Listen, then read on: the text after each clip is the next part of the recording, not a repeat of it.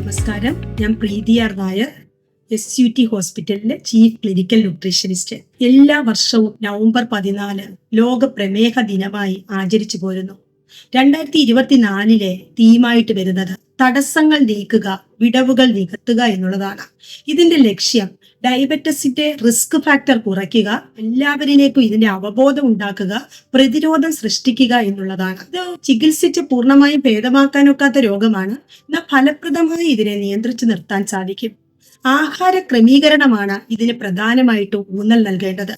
നാം കഴിക്കുന്ന ഭക്ഷണത്തിന്റെ അളവ്, ഇതിന്റെ ഗ്ലൈസീമിക് ഇൻഡെക്സ്, ആഹാരത്തിന്റെ പോഷക ഗുണം, ഏത് രീതിയിലാണ് പ്രിപ്പറേഷൻ, ഇതിന്റെ പാചക രീതി എന്താണ്, ഇതൊക്കെ വെച്ചിട്ടാണ് ഷുഗറിന്റെ വാല്യൂ, അതിൽ നിന്നുണ്ടാകുന്ന ഷുഗറിന്റെ വാല്യൂ തീരുമാനിക്കപ്പെടുന്നത്.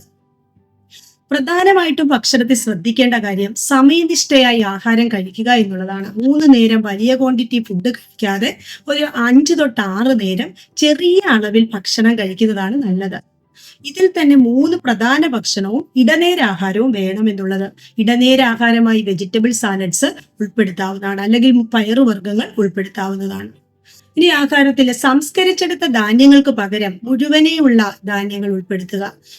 മില്ലറ്റുകൾ ഉൾപ്പെടുത്താവുന്നതാണ്. തവിട് നീക്കാത്ത ധാന്യങ്ങൾ, അരി, ഗോതമ്പൊക്കെ തവിട് നീക്കാതെ ഉൾപ്പെടുത്താം. മുഴുവനെയുള്ള പയറുവർഗ്ഗങ്ങൾ ഉൾപ്പെടുത്തുക വഴി പ്രമേഹ രോഗിക്ക് ആവശ്യമായിട്ടുള്ള പ്രോട്ടീൻ ലഭ്യമാക്കാൻ സഹായിക്കും. പച്ചക്കറികൾ ദിവസേന ആഹാരത്തിൽ ഉൾപ്പെടുത്തണം.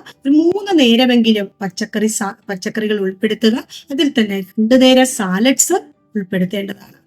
കിഴങ്ങുവർഗ്ഗങ്ങളുടെ ഉപയോഗം മിതപ്പെടുത്തേണ്ടതാണ്. ഇനി റെഡ് മീറ്റുകൾക്ക് പകരം ബീഫ്, മട്ടൺ, പോർക്ക് ഇവയ്ക്ക് പകരം കൊഴുപ്പില്ലാത്ത മത്സ്യം, അതുപോലെ മുട്ടവെള്ള, ചിക്കൻ എന്നിവ ഉൾപ്പെടുത്താവുന്നതാണ്. ഇനി ഏറ്റവും ശ്രദ്ധിക്കേണ്ടത് റെഡി ടു യൂസ് ആയിട്ടുള്ളതും അതുപോലെ തന്നെ ബേക്കറി ഫുഡ്സിന്റെ ഉപയോഗം കുറയ്ക്കുക എന്നുള്ളതാണ്. എണ്ണ, തേങ്ങ, ഉപ്പ് എന്നിവയുടെ ഉപയോഗം നിയന്ത്രിച്ചു നിർത്തേണ്ടതാണ്.